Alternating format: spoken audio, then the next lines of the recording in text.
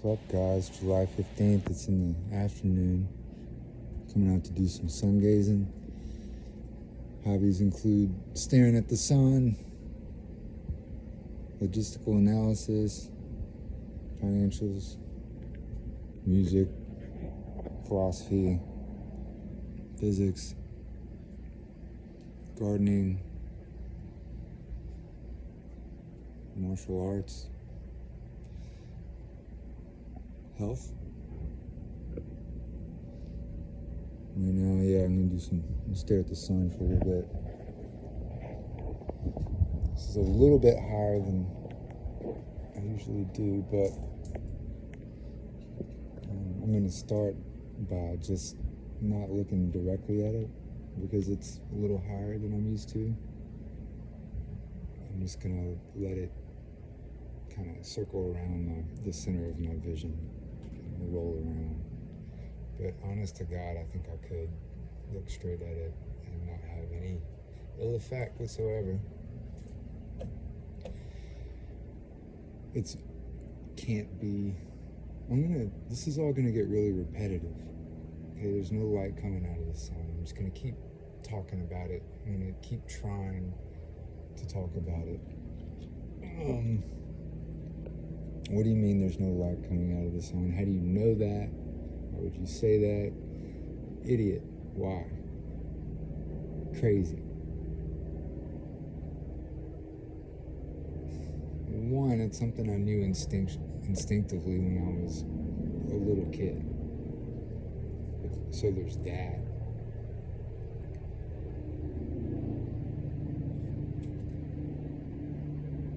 But you just gotta think about it. It's like there's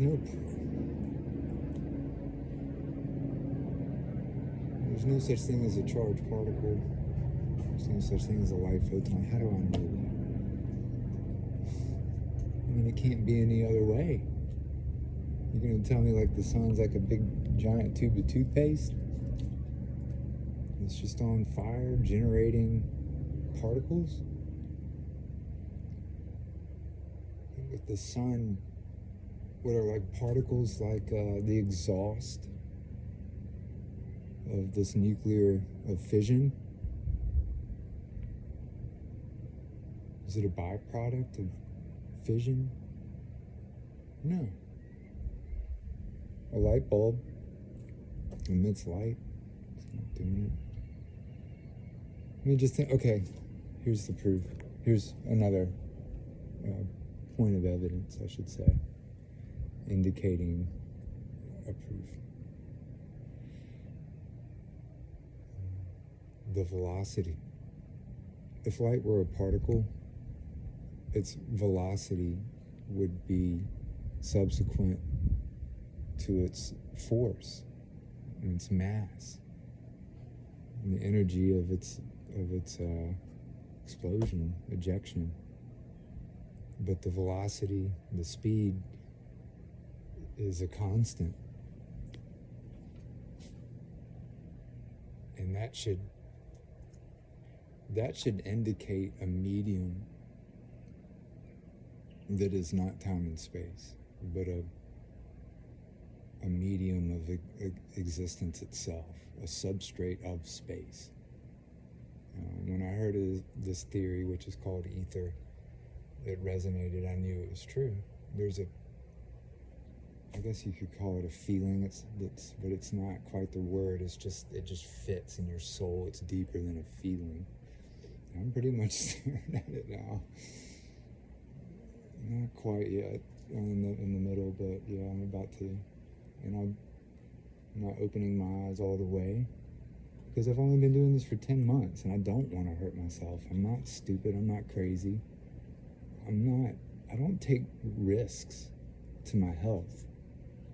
I care about my health a lot, about what I put into my body, and so I don't think I'm being reckless. I've been doing this for 10 months and I haven't even come close to doing any damage to my eyeballs. I'm telling you, it's done the opposite. And there's a certain point in the sun where it starts to turn purple around the corona of the sun. There's a certain angle where you get like a lot of benefit. And I think that purple around the sun has been written about in the text. I think they've used metaphor and poetry, and I think it has something to do with like royal. Wow, it's deep, y'all. And I need to educate myself a little more on ancient texts. But that's another reason I know there's no light coming out of the sun, is because I read a lot of the ancient texts, like Greek and Egyptian and Indian, and they're all talking about the same thing, which is the nature of being. And you can't separate any of those things from light, because we are literally composed of light. And so that's why it's important to talk about everything is composed of light. I mean, they took these lasers recently and put them together, consummate, I forgot the word, but anyway, they created hydrogen. High energy light, way 10,000 orders above gamma, will produce, or whatever the number is, way up there, will produce hydrogen. High energy light produces hydrogen. That's not me talking. That's been proven recently.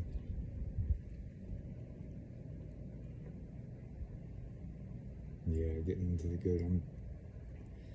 Let's show you where it is. I don't know if it's probably can't really see it, but I'm going to start looking directly at it now, because I know it's good for me. And so how does it work then? How is it fixing my eyes? Because the sun is a wave, and what is it that's waving? It's the ether. It's the substrate of space itself, and space does not have any properties. You can't bend it.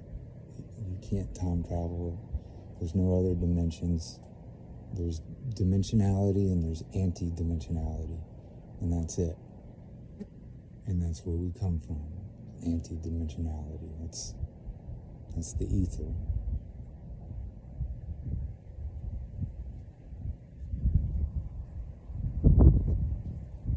Light travels at the same velocity regardless of its source.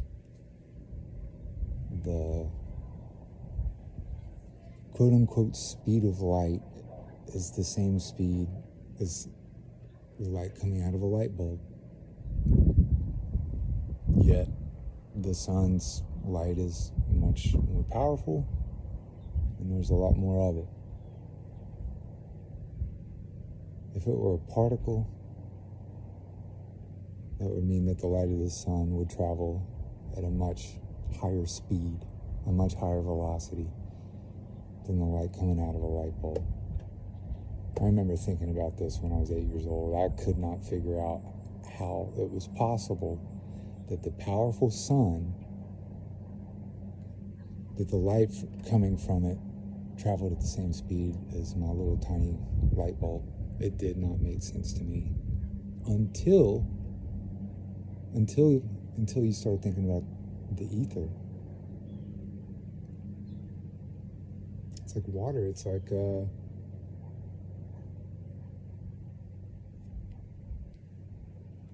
butterfly lands on the Gulf and there's a tsunami at the same time. That little butterfly creates a little wave on the ocean. Well, for a brief moment of that little butterfly wave's life, it would travel at the same velocity as a tsunami. Because butterfly waves are not particles, they're waves. Einstein said light could be a particle or a wave, depending on whether or not we were looking at it. It's crazy, man. Einstein, later in his life, he came clean. He knew that the T-Man was correct. And so all the stuff I'm talking about, I didn't make any of this up. When I was studying music, jazz, I had to learn I had to steamroll from the get-go. I had to know everything I could about the history of it. It's the only way to know what it is. I'm methodical that way. I go to the beginning and I plod, I'm slow, and I analyze the shit out of things, and I can't stop thinking about them even if I wanted to. All I think about is who are we, what are we, and where are we going, where do we come from? That's all I ever think about.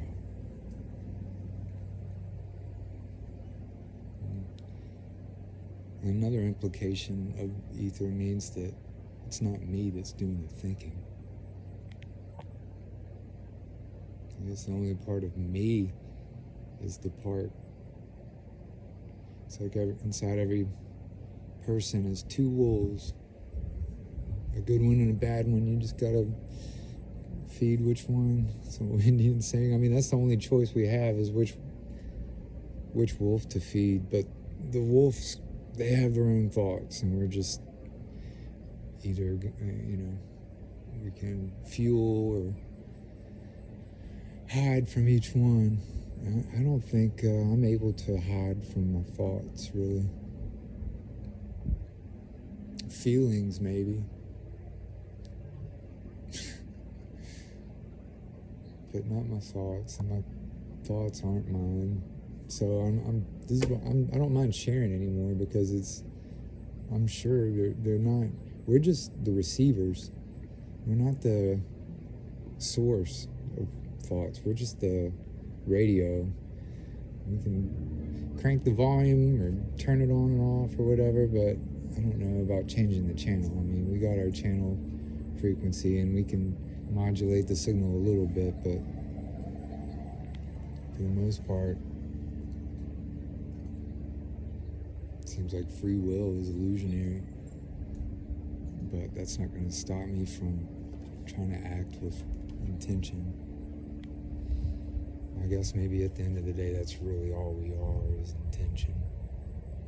And we're just, our thoughts are like our deck of cards. Our circumstances and our thoughts, all that stuff is beyond our control. And so, the only part of us that's us is the part that decides what to do with and which way to go with it. And so yeah, these ideas aren't mine. This is philosophy. This is the Greek. This is theurgy. This is metaphysics, they call it, but it's really just physics. It's what the T-Man was all about, and there's a bunch of other. I mean, like all the guys that built stuff, I mean, it's right in front of us. Guys, I mean, let me put it simple. Do you think there's anything coming out of a magnet? Because if you were to ask a physicist, a PhD physicist, they would tell you that there are virtual photons coming out of a magnet. Well, words have meanings. And the word virtual, it means, what it means unreal. It's a simulation of something real, but it's not reality. It's a construct, and reality is the opposite of that. So virtual reality is a paradox, and the sun's going behind a cloud and it won't come back out. So I've had to push it to do any sun gazing. I really think you get peak benefit way before the sun goes down, by the way, unfortunately. And look, I don't want to be the only person I know doing this, because I'd rather not stick my neck out there, but I don't know what else to do. I gotta try to make the world a better place, and I know this is making me a better person. And I know the only way to change the world is from the inside out. Doesn't matter who cast your V for, none of that matters. You want to change the world, you got to have better people. It doesn't matter what kind of government you got, left or right, it doesn't matter, because every country needs people who are good citizens. I mean, it ain't nothing new, you know what it is. We all need to do our part, and we need inspiration in order to do that. And the whip doesn't work as well as the carrot. I mean, that's all America was. That's the promise of America, is big carrot. And we started thinking that this is the only, that we were special, that this was the only place, I mean, in ways we were, but this is the only place where people work hard. No, people work hard everywhere. This was the only country where our hard work actually meant something. And, God, it's beautiful. You can see it a little bit now, probably not.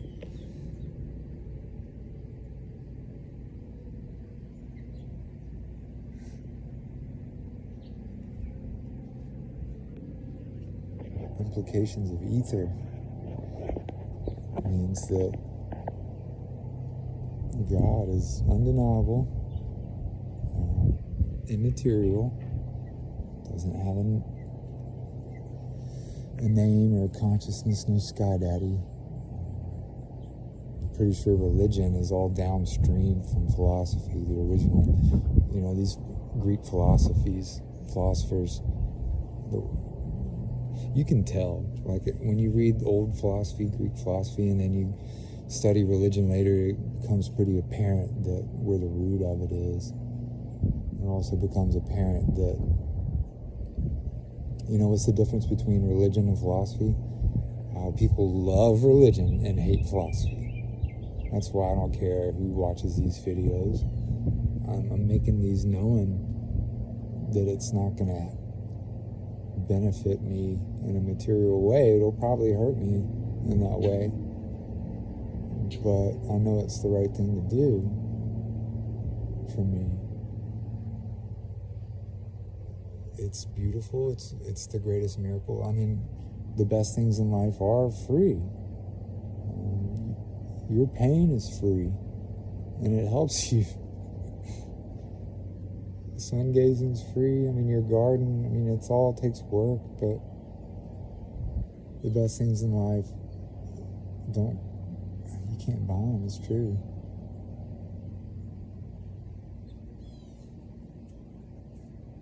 Implications of ether. The peace you get from realizing that it ain't your fault. Your successes and failures are not yours. You're only renting this.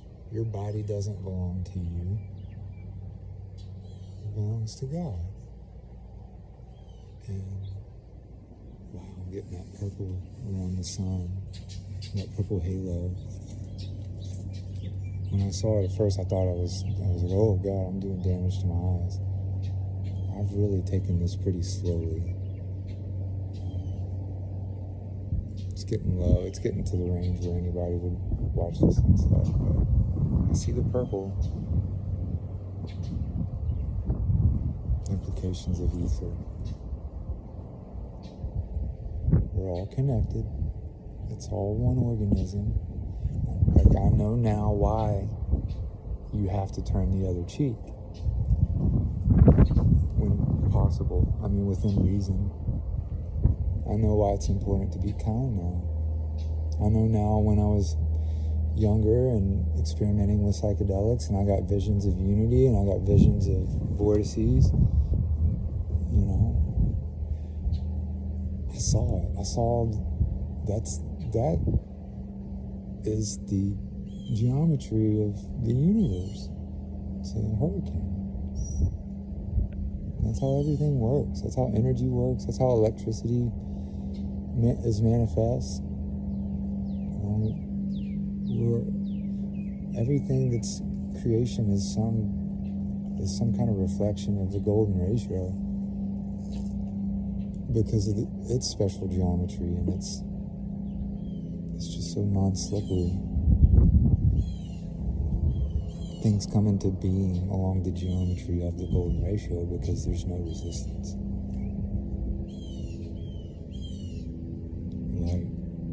Like it's weird, you see the golden ratio everywhere, like the distance between the earth, moon, and the sun is like a fraction of it. It's all over the place. God is screaming at us, letting us know that we don't need to be afraid. And we don't need to take credit, and we don't need to punish ourselves beyond what is necessary to do penance. Because personally, I do believe in punishing yourself. I think I might have been Japanese in my past life. I'm not saying I always acted honorably, but that voice is pretty loud in me. I always knew when I was doing something wrong, even though I might have done it anyway. I do it every day. Do wrong stuff. But the sun's helping me get back on track. Isn't that amazing? So the fact that the sun is not emitting light and the ether is irrefutable, that means that there's an interaction between the sun and our eyeballs. It's pulsing. Everything it can be thought of in terms of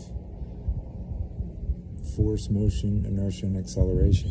It's all pressure mediation. That's all anything is everything's vibrating. And light is a vibration, as a frequency, but more specifically as a rate of inductions, more accurately, not a speed, as a rate of induction. And somehow that vibration of light interacts with our eyes, which makes eyes really special. And the ancient texts wrote about that. So, talk to y'all next time. Peace out. One love.